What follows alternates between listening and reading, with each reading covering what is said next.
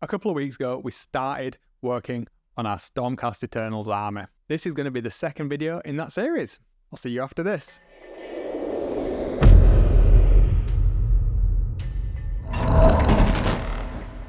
Hi everyone, I'm Wayne.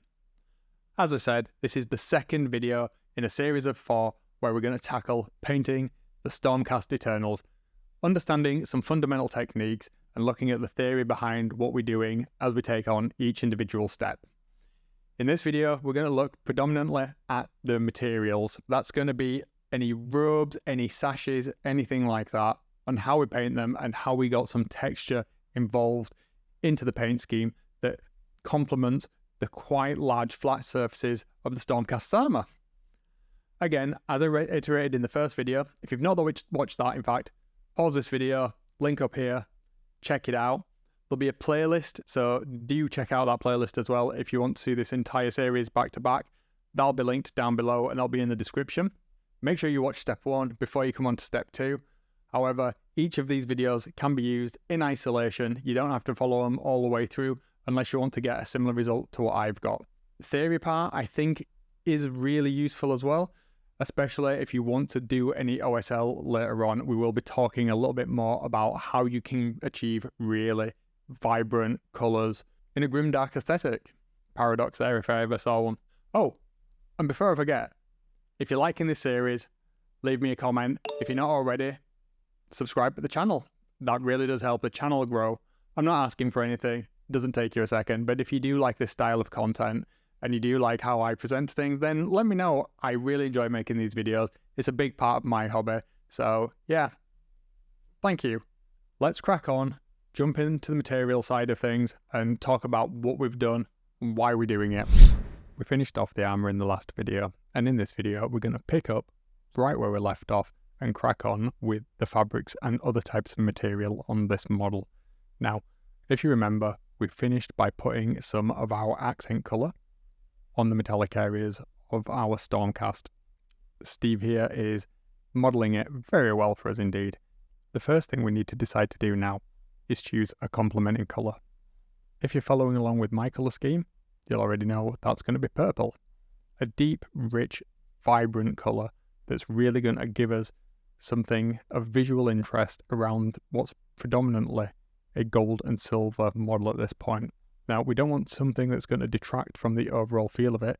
Remember what we talked about earlier with the contrast?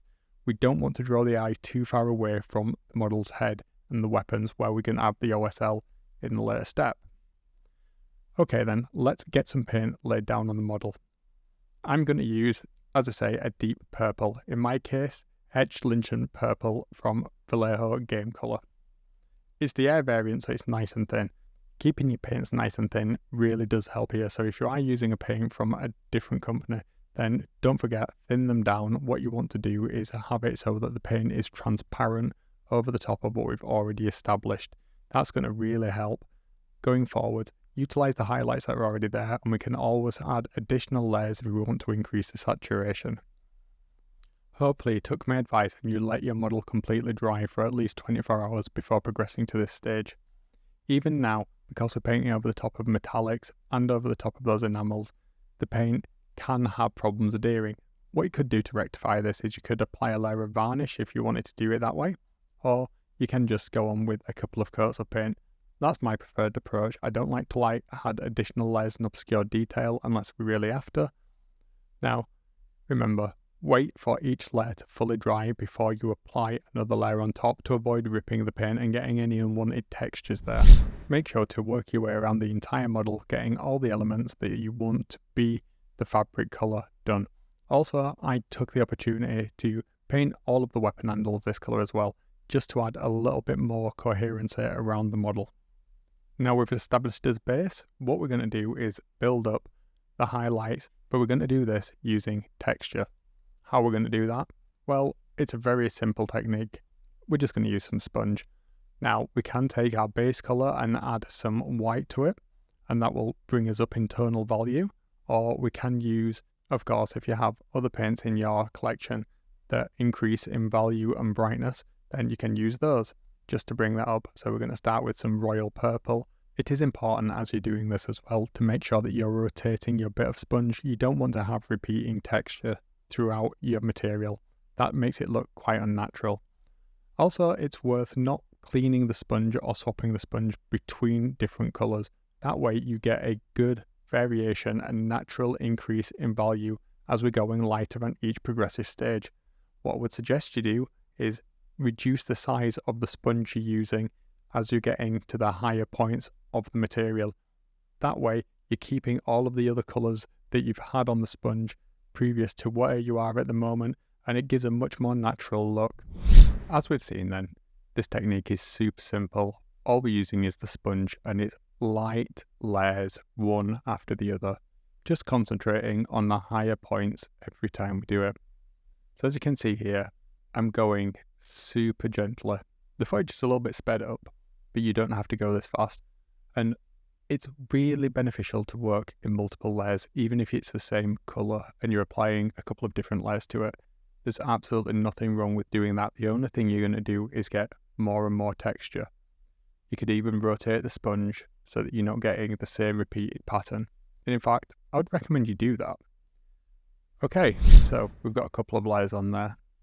Let's get on with the next one. And as you can see, it's already starting to look pretty good. Okay then, let's go up a shade lighter and basically rinse and repeat. Just making sure we've not got too much paint on the sponge at all. Dab a little bit off onto a tissue and come back in lighter. Now, try not to apply too much pressure. If you do, you're going to go into the recesses, perhaps get the paint where you don't want. And guess what we're going to do next? That's right, we're going to go a little bit lighter. As you can see, we're really starting to build up levels of texture now.